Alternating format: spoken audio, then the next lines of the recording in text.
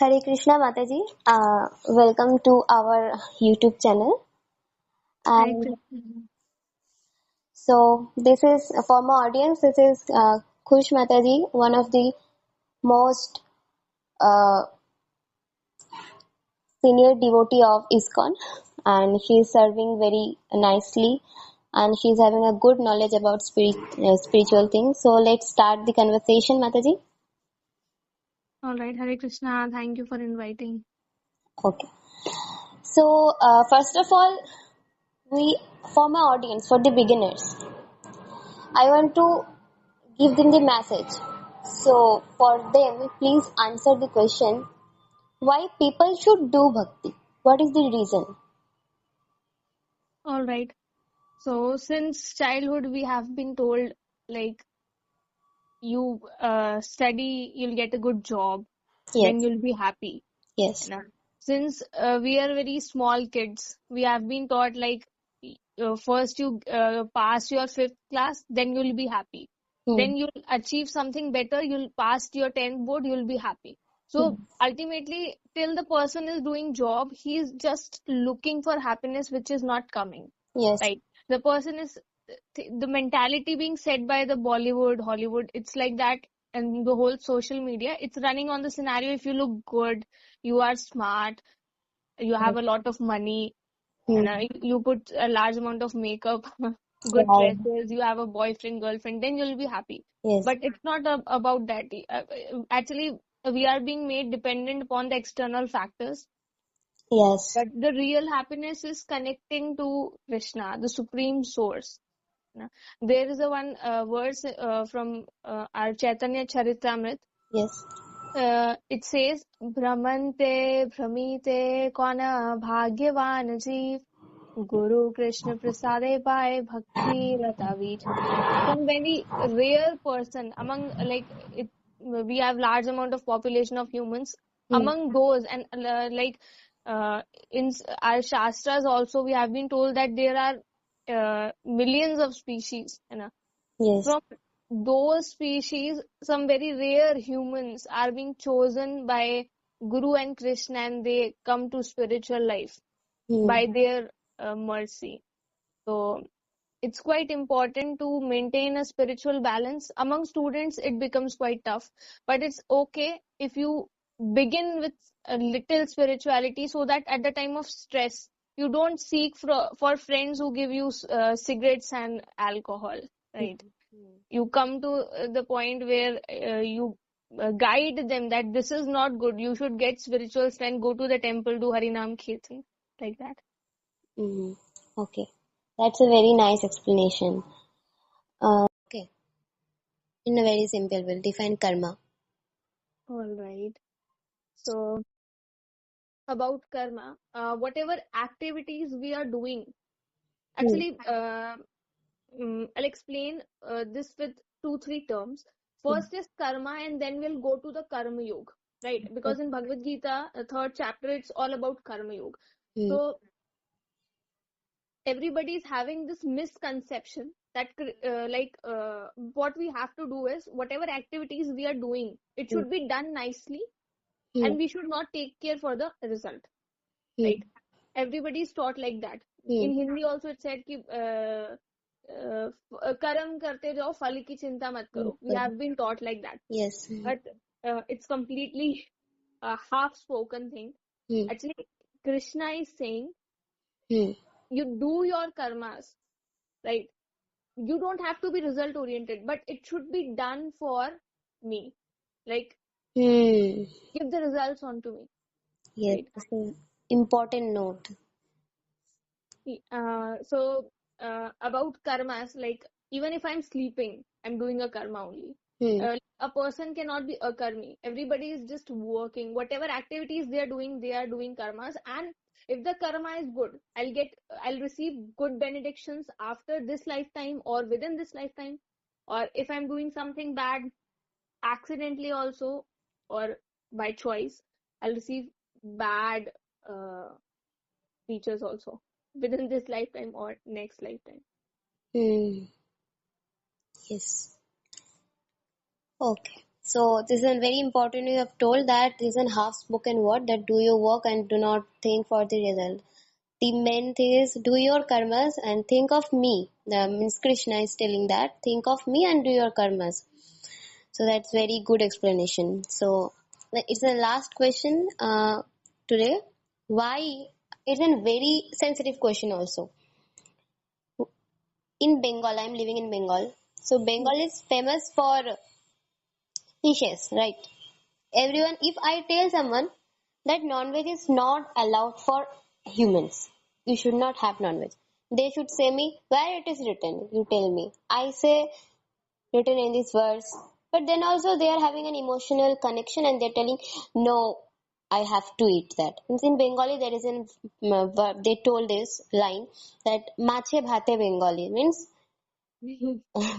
खाएंगे तो खाएंगे अगर मैं समझाऊं मतलब if I explain them that you should not have this, it's written in Bhagavad Gita, then also they know that I'm doing the wrong, but for the emotional connection they can't take it through. So my question will be, why non-veg is not allowed for humans? Can you please explain in the right way so they can understand a quite bit? Firstly, I'll try to answer from humanity perspective, then I'll answer from Bhagavad Gita. Right. Okay, okay. Huh. Now, if I am petting a dog at my home, I'm keeping a dog at my home, I'm like caring that dog, the dog is dependent upon me. And one day I decide, oh, I'm hungry, let's eat this dog. Is that humanity? No, never. Not at all. But what Hmm. are people doing? They are keeping goats, they keep hen, Hmm. they pet them, they feed them, and when they are hungry, they feel like, now let's eat this. What Yeah. sort of humanity is that? Yeah. And the reactions which we like, I was studying this because I'm from biology field only, Hmm. medical field only. Hmm. So, like more than 10% of the uh, global warming, it is the cause is non-veg eating only, because uh, you have to like maintain a huge area, grow crops for those animals, Hmm.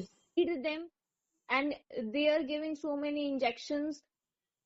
They Hmm. have to build up a huge amount of factories also, prepare injections, vaccines for maintenance of those Hmm. seeds, so that they give large amount of eggs, large amount of fishes you need. And then in the end, they have to cut them. And in simple, I'll explain. If Hmm. a person, means if I am hungry, I'll Hmm. be managed by 1 kg of meal, right? Hmm. But if I have to eat non-veg, I have to take care of that goat. I have to produce the goats in huge amount, right? Hmm. So I have to give them at least 10-20 kgs, and then I'll eat that 1 kg of goat. So that's a stupidity.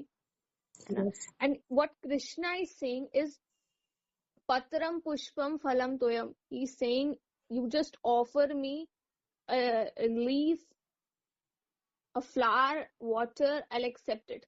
He's saying what my devotees do is they just offer, like Prabhupada ji, even Srila Prabhupada, who is the founder Acharya of ISKCON, is saying Hmm. for the intelligent person, it is essential to be in Krishna consciousness, engaged in the loving service of the God. Now, if you want to love God, at least follow his instructions. If he's saying you don't eat meat, Hmm. then don't eat meat, because you cannot offer him. Yes. Even Krishna is saying in Bhagavad Gita, Aham Bij Prahat Pita. Hmm. I am seed giving father of each and every living entity. Then how can you eat another animal saying that he is not Krishna's son, he or she Hmm. is not Krishna's son? Right. Even I was reading from this Bhagavad Gita 9 chapter 26th verse. Hmm. Prabhupada ji is mentioning in clear Hmm. that it is quite sin if you are eating anything which you cannot offer to Lord. Everything must be offered, right? It becomes transcendental, Yes. right? So it's saying that those who do not make an offering of food, he says in the same verse, are eating only sin. Why we want to get sinners? Even if we are not doing any sin, we are not trying for it. But if you are not taking prasadam, like whenever you cook something Hmm. and you offer it to Krishna, when you receive it back, it's not food anymore, it's prasadam. Yes. And it'll carry the effect, transcendental effect onto you. It will change your consciousness. If a person is eating a hen, they are taking an axe and just cutting, I don't know, a big sort of knife. They are cutting the hen, and that's just screaming in pain. And the consciousness of the hen enters within you when you're eating that. It will completely damage you. And even like our nearby country, China, Yes. I've heard the recent news only. And since so many years, they have started eating embryos of human. What? Yes, they are eating embryos of human, and it is just like a street food. What? Eating it like The street food. And like in India, we have been taught when you take care of your children, they are like, you take care of your children because they are given by God. Like we say na, Bhagwan ka kripa hai, Bhagwan ka diya bachcha hai. But they are eating that only. It used to it had to happen like in the later Kalyug. We are not even in proper Kalyug, by the way. We are like making a transition from Dwapar Yug to Kalyug. Okay. And in that duration only people started doing this. So What will happen in that Kali Yuga? and that's too bad. So what happens is maximum amount of diseases, maximum number of diseases like swine flu, even the coronavirus, it came from there only because of their non-veg eating.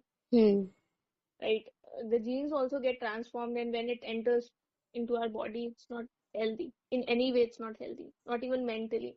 I've seen the families because I'm a teacher also. So I've seen families who used to eat non-veg. The people there are very like ignorant, and they are very less godly conscious. They don't want to go to temple much.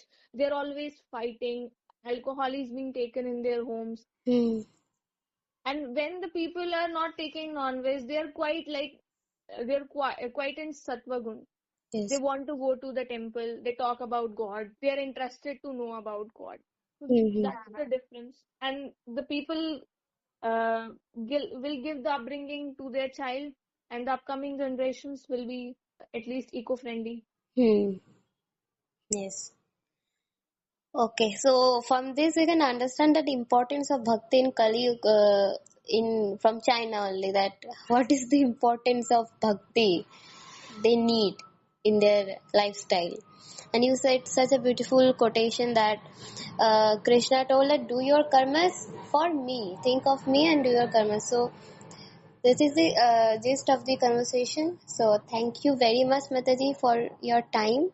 You had got a very nice points, and I hope this will help my audience and people of Bengal. Thank you so much. Thanks to you, right, Krishna. Hare Krishna. Hare Krishna everyone. Thank you for listening to this audio podcast. I hope you like it and gain some knowledge. So please do support me by subscribing, liking and giving a comment so that I can improve further. Thank you very much. Hare Krishna.